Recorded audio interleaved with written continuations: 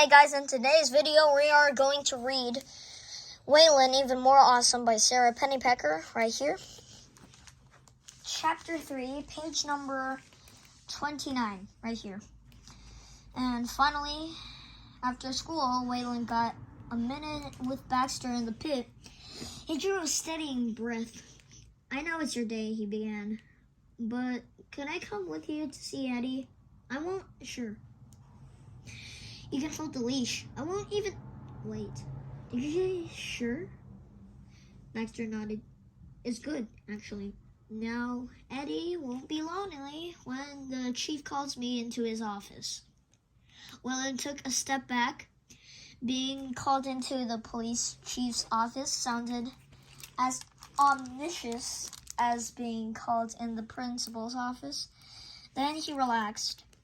The important thing was, Baxter truly didn't seem to mind that Waylon was butting in on his Eddie day.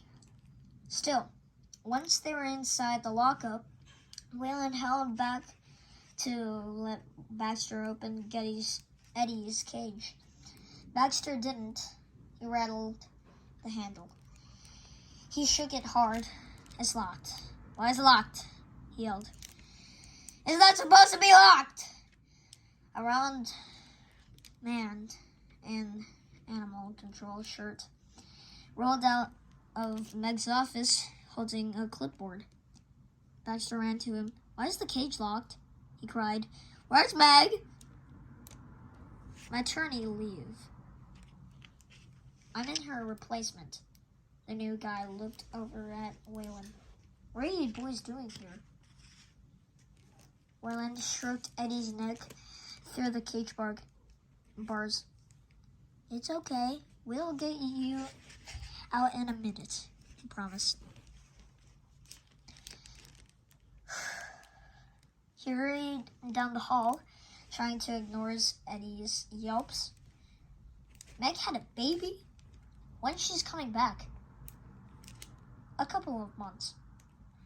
Waylon pointed to Eddie,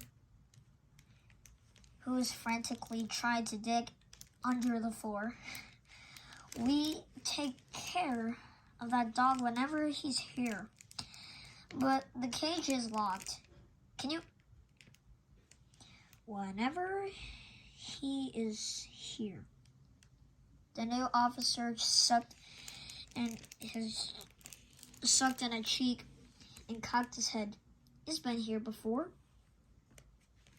"Never mind," Baxter cut in. "But please don't lock his cage. We're going to take him walks while he's here, all 10 days. 10 days? The new guy leaned up against the cage and rubbed his back against the bars. "What 10 days is that?" "The 10 days you keep astray before turning him over to a shelter," Waylon said. He heard his voice rise. Eddie was whimpering now, and sound hurt. "Do you know the rule? 10 days? Might have been Meg's rule. But, as you can see, I'm not Meg." The replacement guy chuckled as if he made a good joke. Then he looked over at Eddie for the first time. "And anyway, from what you're saying, that mutt has already had plenty of 10-day vacations here. He'll be off to..." He looked down at his clipboard. "Springfield Animal Shelter on Tuesday." "Tuesday?" Baxter gasped. "Springfield?" Waylon added. "But where's Springfield?" "About 100 miles from here. You boys need to clear out. I've got work to do. It's my first day. Maybe you can take that dog for a walk tomorrow." "Can we stay?" Baxter tried. "We'll help feed the dogs." Meg let us sometimes. The new officer put a hand on his hip and drew himself. I told you, I'm not Meg, he said again. And this time he wasn't chuckling.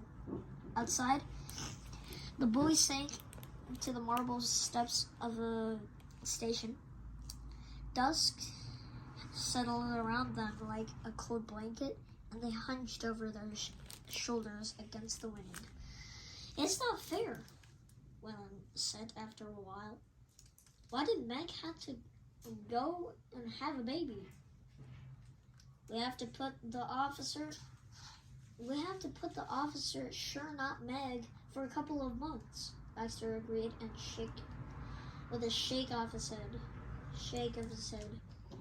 And now we have to get Eddie out by Tuesday. There was another moment of silence when the bad news sank in. They'd run out of places to put Eddie weeks ago, which meant they were going to have to set him loose. When I looked at the sky, it's supposed to snow tonight. Maybe 8 inches, he shivered, picturing Eddie's still kind of patchy coat. Of course, snow's not the problem. What do you mean? How do you know you like to be outside all night in the snow? Well, and it explains the signs. A layer of snow is about 90% air trapped between the crystals. It's so good to insulation. People live inside igloos, and they stay warm. Baxter stood up. He kicked at the ridge of ice. Great. One tiny problem. Eddie can't build an igloo. I know, Waylon sighed and got to his feet. He tucked his collars up and started down the steps. Then he stopped.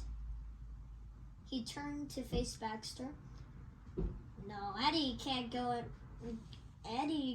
an igloo, he said, feeling the grin slide across his face.